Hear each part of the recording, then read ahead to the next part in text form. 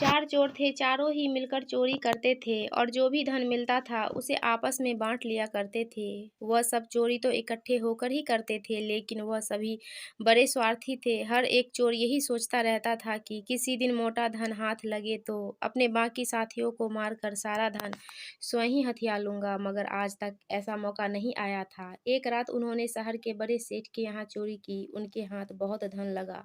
उन्होंने सारा धन एक थैले में भरा और उसे लेकर जंगल की ओर भाग निकले। 2 दिन तक वे भूखे प्यासे जंगल में छिपे रहे। वे जानते थे कि सेठ के यहाँ चोरी करने की वारदात से शहर के चप्पे-चप्पे पर पुलिस फैली हुई होगी। वे अभी कुछ दिन और जंगल में ही छिपे रहना चाहते थे, मगर मजबूरी थी कि उसके पास खाने-पीने का कोई भी सामान नहीं था। जहाँ तक संभव हो सका उन्होंने भूख बर्दाश्त की, लेकिन अब भूख बर्दाश्त से बाहर हो रही थी। अब उन्हें भोजन की बहुत आवश्यकता थी, मगर जब भूख बर्दाश्त से बाहर हो गई तो उन्होंने फैसला किया कि उनके 2 साथी शहर जाकर वहाँ का माहौल देख आए और खाना भी ले आए।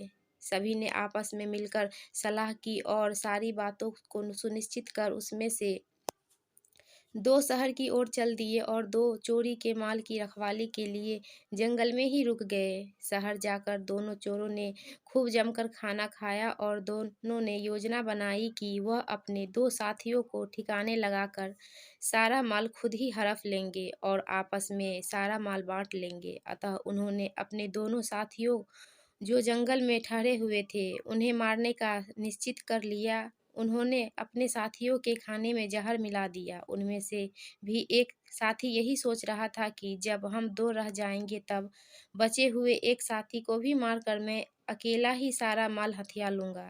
इधर जंगल में 2 चोरों ने खाने का सामान लाने गए अपने साथी चोरों की हत्या कर डालने की योजना बना ली थी। वे भी उन्हें अपने रास्ते से हटाकर सारा माल आपस में बाँट लेना चाहते थे।